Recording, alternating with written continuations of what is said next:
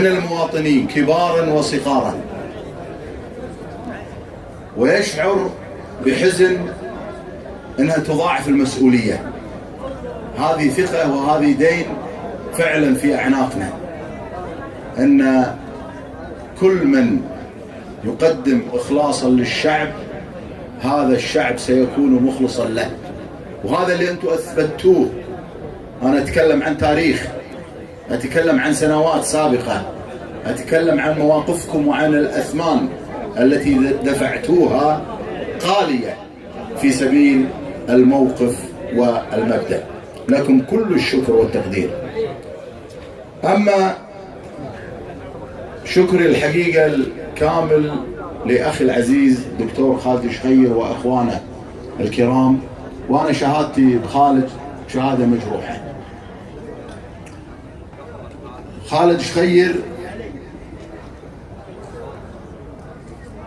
رجل عرف بصفة الوفاء، ودائما حريص كل الحرص على أنه يحمي كثير ما يدور، ولكن كنت أعلم تماما ماذا فعل ويفعل الدكتور خالد شخير في مواقفه اللي أتشرف فيها.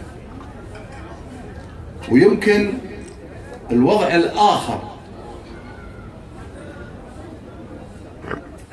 أن تزامن سجني مع نفي الأخ العزيز الذي دفع التضحيات سعد العجمي أبو محمد.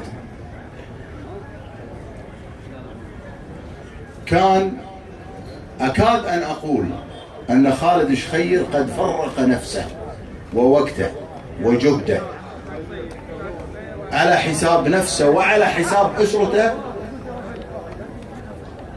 لسعد العجمي والتواصل معه. أنا والله يا جماعة في يوم من الأيام على تواصل مع سعد وأنا بالسجن، اتصلت عليه وسولف وياه، ولا كنت أعلم إذا كان عنده أحد. أسمع أصوات من عندك، عدد لي بعض الأسماء وقال لي من ضمنهم وخالد بن كرام. قلت ماني خابر أنا، خالد بن كرام من عيال أخوك من؟ قال لا، خالد رفيجك اللي انت خابر. إذا قبل علي